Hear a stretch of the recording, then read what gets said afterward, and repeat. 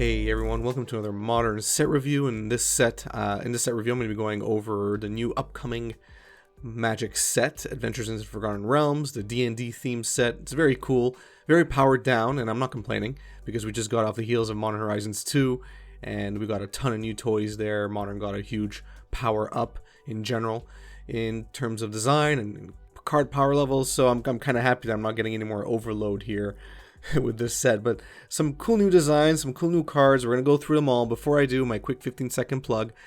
Check out my Patreon link. There's a link in the description of this video. Check it out. There's a video on there that kind of explains my whole Patreon rewards program.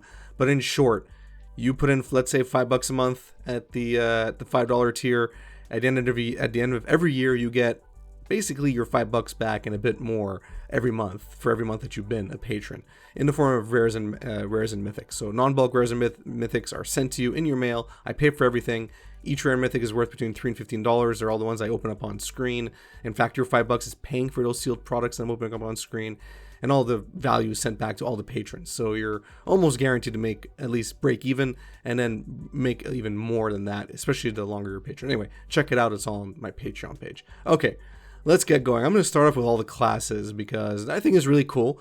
I mean, again, it's just another spin-off of what we've already seen before, for example, with Urza's Saga and all the previous card designs where you can essentially level up either through, taking your turns or through paying some form of mana. Here we have a bunch of classes. I think they're really cool designs. Obviously, I don't think any of these are going to see some widespread play in Modern, except for these two that potentially have a chance. So Paladin class might see some play in either a Humans deck or some Death and Taxes style deck. I don't know in what number. Those lists are already pretty tight, so I'm not even sure they'd really be able to make room for this. But the ability to kind of hate on control is nice, because spells your opponents cast during your turn cost one more to cast. So it's kind of maybe a sideboard card. Again, I'm not too sure if this is even worthy of a sideboard slot, but I look at it as also when you get to level 2, your creatures you control get +1/+1. So it also gets a bit of a pump to all your creatures. And then, if you ever get the 5 mana and dump 5 mana into this, they'll get +1/+1 on attacking for each other creature attacking, and they gain double strike. So it's basically game over if you have any kind of board presence.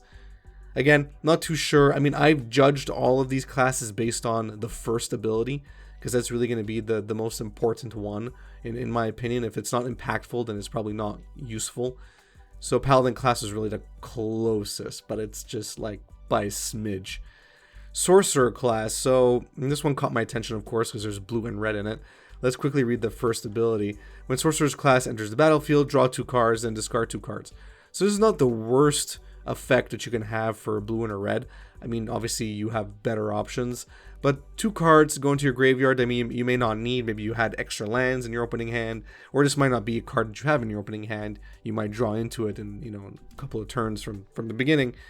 You get rid of those 2 cards and you could fill up on ideally more gas, more removal, more permission, whatever it is. Blue red, you see a lot of different types of blue red decks, so that's all in good. Level 2, creatures you control have tap, add 1 blue or 1 red. Spend this mana only to cast instant or sorcery spells, or to gain a class level, which is nice because then you could more easily get to level 3. So here, I mean, you're obviously going to be playing this, or ideally going to be playing this in a deck where you go a bit wide with creatures. So obviously an aggro deck, you're not going to really be playing this in a control shell. So there is some space for this in some blue-red decks that currently exist in Modern. And of course, level 3, which ideally you're not playing on, or you're not getting to on turn 5, is whenever you cast an instant or sorcery spell, that spell deals damage to each opponent equal to a number of instant and sorcery spells you've cast this turn. So again, ideally, you have a deck where you're playing a lot of instants and sorceries, obviously, often filling up your hand. I'm not sure where this really fits, because it's also an enchantment, so it's a bit clunky. But if any class is going to be seeing play, in my opinion, it's going to be these two. I'm sure it's going to be slotted into some cool blue-red aggro deck. But we'll see. Maybe we'll see some play in some budget lists. I'm really not sure, but these are my 2 picks. Alright, let's get on to some more cards that worry me. So Tasha's Hideous Laughter is kind of stupid.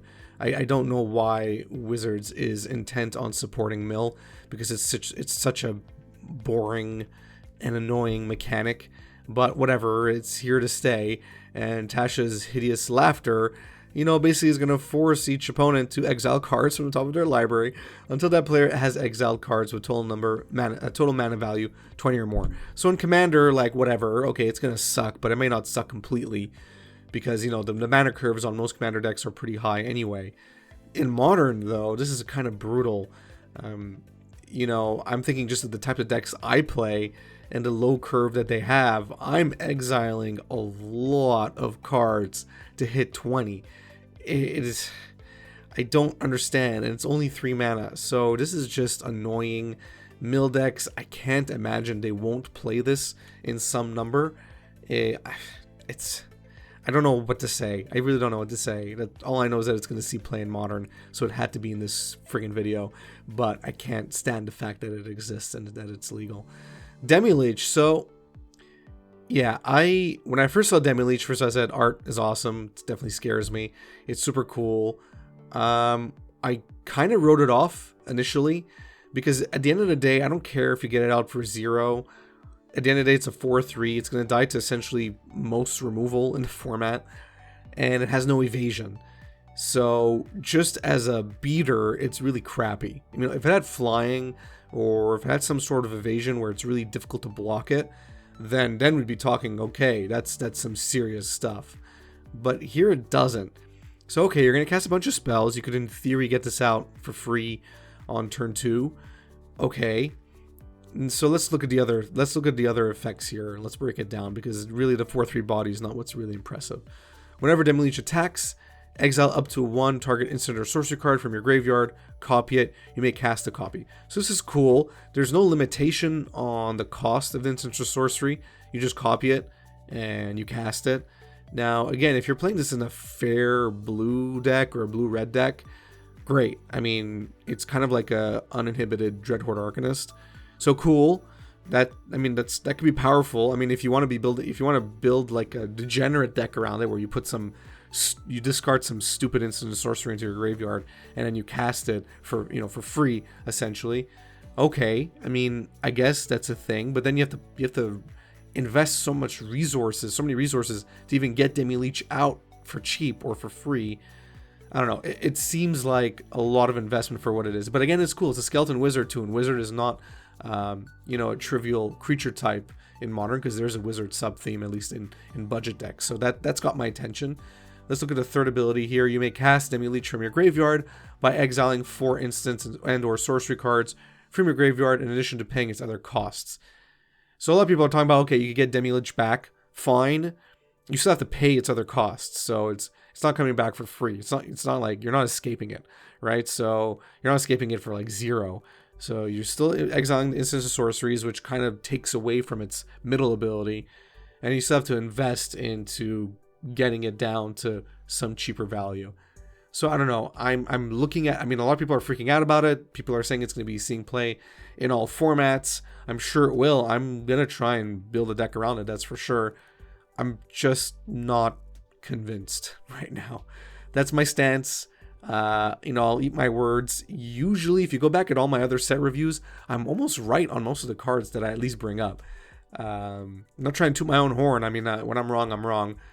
Demi-Leech, I'm really in the middle. I think I need to actually start brewing with it, or see what other people are brewing with it, and see how broken it is. But for me, the 4/3 body that has no evasion is really not cutting it. So we'll see. We'll see how things go. But I don't think this is going to make the splash that people think it is going to make, at least in Modern. But I'll eat my words if I'm wrong. So Limerith, Desert Doom. I think I'm the only person who's bringing this up. For me, this is like a borderline playable card. When I saw this, the only reason I'm putting this in this list or in this video is because when I saw this card spoiled, I'm like, oh wait, control decks, I could use this as a finisher. I don't know why that thought popped into my head. Maybe it shouldn't have. Maybe I should have ignored it. But I don't know. I'm keeping it in here. It's 5 mana for a 5/5 flying dragon that has ward 4, which is kind of not irrelevant for the control decks. But whenever it deals combat damage to a player, draw a card. Then if you have fewer than 3 cards in hand, draw a card equal to the difference. This is really good for control decks. because you often do want to refill your hand all the time, so you constantly have permission or whatever answers to your opponents. So this creature kind of gives you that. But I mean, at the same time, do you really care by the time you've cast this if you have enough permission, because this is going to be flying into your face for 5 every turn? I don't know. I don't know if control decks will want to play some number of this, maybe even a 1 or 2 of. But I'm putting it in there, but I'm not staking my reputation on this card, let's just put it that way. I just thought it was cool. Plus, as a dragon, I have a soft spot for dragons, so I kind of want to include it in the list. But it's there as some sort of finisher. I'm sure someone will use it, but we'll see. Alright, what's next? Goblin Javelinaer. Alright, so this is a goblin, which is relevant, because goblins are relevant in Modern. What I really like about this card is, first of all, it has haste, so you turn 1, you can play it. If you're starting the game, then you're going to see almost nothing again, seeing you. I mean, there's nothing on the battlefield that's going to stop you, so boom, you get 1. What's nice here, though, is that it'll punch up to two toughness creatures, which I really like. So your opponents are going to kind of think twice about blocking this, and I really like that. And of course, if you start getting goblin lords onto the battlefield, it becomes even more aggressive, because again, it's always going to be punching up by 1. So if it's a 2/2 and they're blocking with a 3/3, you're still going to kill the 3/3. So I really like that. I really do. It's kind of like a first strike type thing, except it'll still die. Yeah, so Goblin Javelinaer, I don't know if it's going to see too much play. Goblin players will know better than me, but this card definitely popped up when it definitely popped out brightly when I saw it spoiled. Minion of the Mighty. Not too sure about this card. It's cool. It's Cobalt. You don't see those often. The ability to cheat in a dragon, though, it seems kind of annoying. The thing is, you have to hit that total power 6 or greater. I'm sure, especially in red decks or red X decks, you can make that happen really quickly. But yeah, I mean, I don't know. I'm including it in this list, but it's kind of, I'm cold on it. I'm not too warm on it. I'm definitely not hot on it. I'm sure someone will figure out something to cheat in dragons, but it still seems fair.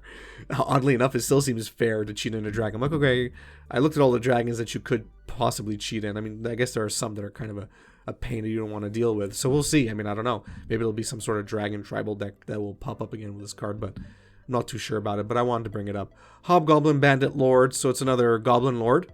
Just what goblins needed. More lords that would give them +1/+1. What I really like about this ability, what I really like about this creature, is that its ability. So for 1 red and tap, Hobgoblin Bandit Lord deals damage equal to a number of goblins that enter the battlefield under your control this turn to any target. Any target. That's pretty crazy. So, I mean, I've played against goblin decks enough to know that they could have many turns where they're having 3, 4, even 5 goblins enter the battlefield because of the echo costs on Rogue War Marshal and having tokens come into the battlefield. So they can deal some serious damage. And they also have, what's that black-red goblin that when it enters the battlefield deals damage to whatever for how many goblins are in the battlefield. I forget the name, but goblin players know what I'm talking about. So that plus this, you're dealing a ton of damage to your opponent, without having to swing in, which is really useful for goblin decks because sometimes they do get a bit small. They can't really hit in against creatures that are bigger than them. So this is a way to get around that. So I don't know. I really like this. I'm almost certain goblin decks will at least have a couple of copies of this creature in their lists. That's just how I see it. And 2/3 bodies pretty decent for a goblin lord compared to the other goblin lords that currently exist and are legal in Modern. Wish is pretty cool. I mean, I hate it because it's not the type of card that I would play. But it's just as simple as 3 mana. You may play a card you own from outside the game this turn. This is not an irrelevant effect. There are plenty of decks that we've seen in Modern where they want to do exactly this. And this is really cheap. You may play, it's simple. Play a card you own from outside the game this turn. So from your sideboard. Boom, done. Alright. Shoot. This is, Nib to Light decks have been doing this. And for a long time, there's a lot of other decks that have been doing this. And now Wish allows you to do it for pretty cheap. I mean, there's no real restriction here. Unless I'm missing something, this seems powerful. So, yeah, and you get to play it. It's not going into your hand or whatever. Just cast it. So, alright. Wish, I can't imagine, won't see play in Modern in some sort of combo deck or some sort of degenerate deck. Who knows? But even red decks can have some number of this just to have some sideboard options in game 1. That's just my opinion. Yeah, Wish definitely going to see play. All right. Guardian of Faith. Flash, Vigilance. When Guardian of Faith enters the battlefield, you may any number of other target creatures you control phase out. Phase out, still, you know, kind of an old and weird effect. First of all, I really like that art. That art is friggin' awesome. I'm sure it's going to look fantastic in foil. It is a spirit, which is very relevant. I think spirit decks are definitely looking, or spirit pilots, I should say, are definitely looking closely at this card to see where they can fit it in. Flash and Vigilance, very relevant. It has no real evasion other than that, but the ability to kind of protect all your creatures at instant speed, maybe when there's a board wipe or whatever, is really nice. It's a really nice ability to have. So I think this might even see some form of sideboard play, or it might be see main board play. I'm sure spirit decks will find some room for it, but I definitely think it's gonna be tried out. I don't know what the long-term viability of it is in Modern, but for the spirit decks, I think this is gonna definitely be interesting. Book of the Exalted Deeds. So again, I think I'm one of the few that have added this to their list. I think if it is going to see play, it's going to see play in fringe decks or budget decks. If this ends up being cheap, it might not be cheap enough to be budget. But at the beginning of your end step, if you gain 3 or more life this turn, create a 3/3 white angel creature token with flying, 3 white exile, the whatever, Book of These, Exalted Deeds, put an enlightened counter on target angel. It gains, you can't lose the game, and your opponents can't win the game. Activate only as a sorcery. Okay, so we've seen effects like this before on, I believe, Platinum Angel. Hope I'm not misremembering the name of the card that does exactly this. I might be wrong on Platinum Angel. Anyway, so the decks that pop to my mind are Soul Sisters or any of those life gain decks. This is a nice way to add, you know, to kind of add some annoying lock where you can't really lose. So even if you go into negative damage, it's just always gonna, you know, gonna keep you there. It's always gonna keep you alive. Obviously, you don't have to target a 3/3 token that you created with this. You could target any angel that you have. Maybe give it indestructible. There are other angels that do that. There are other cards that do that. So you could have some sort of weird. You could easily do some sort of weird lock where you just can't lose the game. So that's really great for Soul Sisters decks because they'd still lose the game even though they gain a lot of life. This kind of gives you some form of, some form of protection from that. So this is the only reason I'm bringing it up. I don't think I don't think it's broken. I don't think it's gonna. Again, there's not a lot of cards in this set that are really gonna do much for Modern, in my opinion. So this is just something I want to bring up, so I have content. But also because I actually truly think that at the very least, life gain decks are gonna try this out because life gain decks are almost always mono white or close to mono white. So yeah, the Book of the Exalted Deeds. We'll see some form of play, at least in budget decks, if it's cheap. Okay, I should have probably put Treasure Vault at the end just for the sake of consistency, but whatever, it's first here.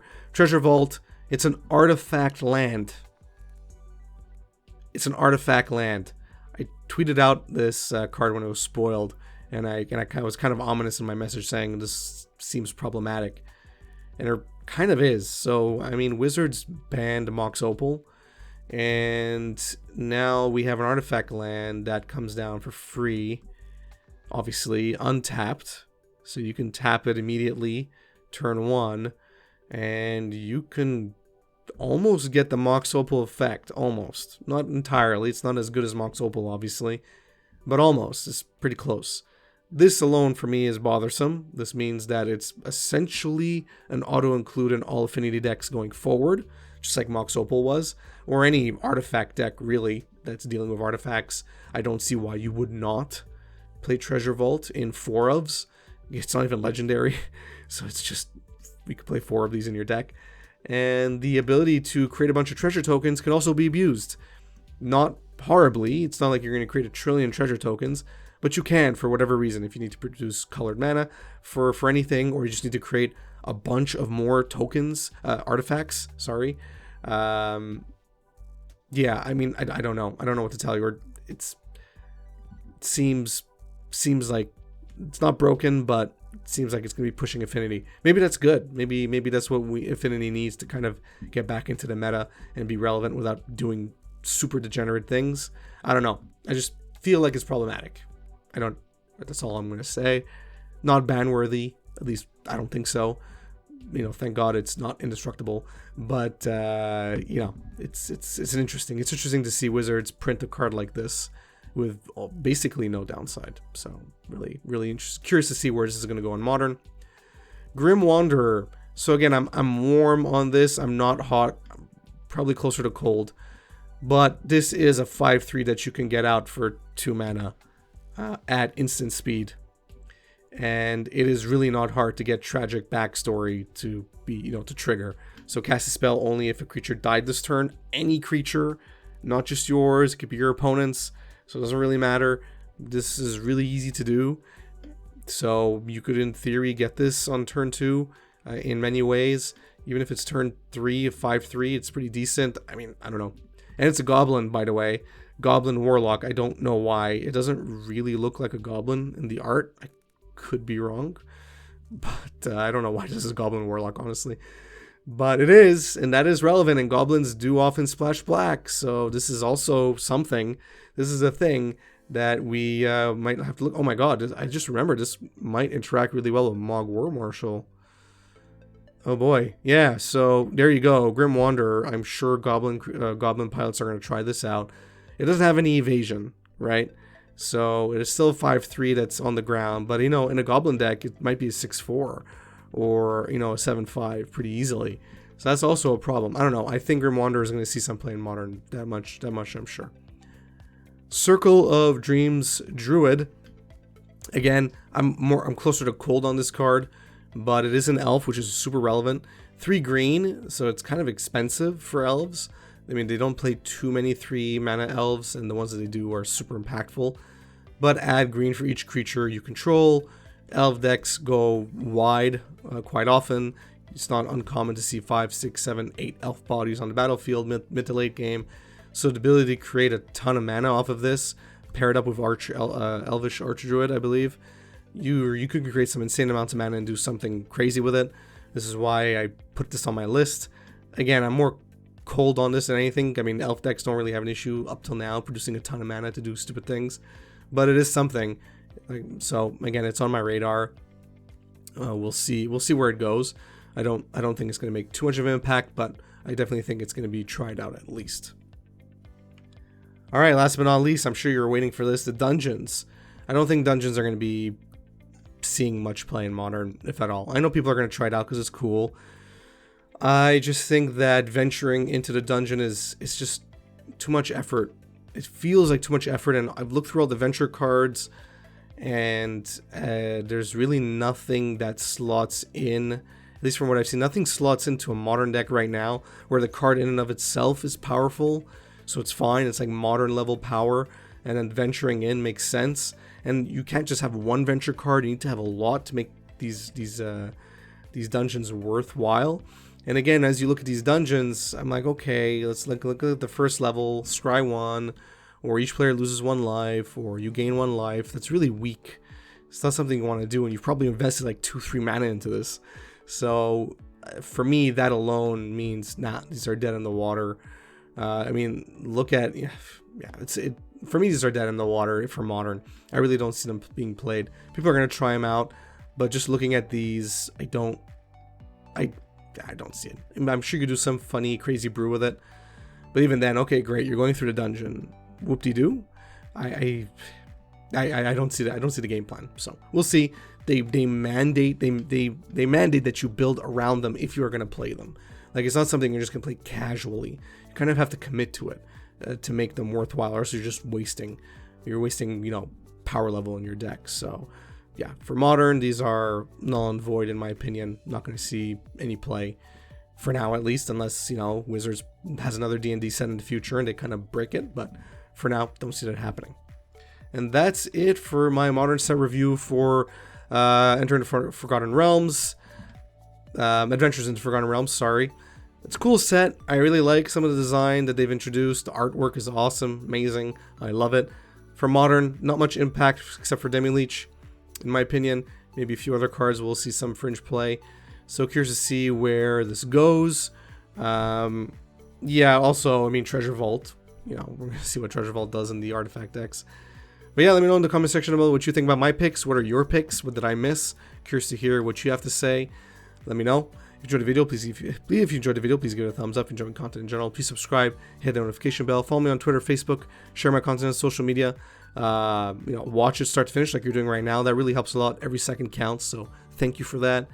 If you want to support me on Patreon, check out the Patreon link in the description of this video. Like I mentioned at the beginning of this video, Patreon rewards program. It's made to make your money back. I'm not joking, no strings attached, no scam. I do giveaways on this channel. I've given away thousands of dollars. So my Patreon is not a scam. It's real. It's just a continuation of giveaways, but they're guaranteed giveaways for patrons. Check it out. Thanks and have a good one.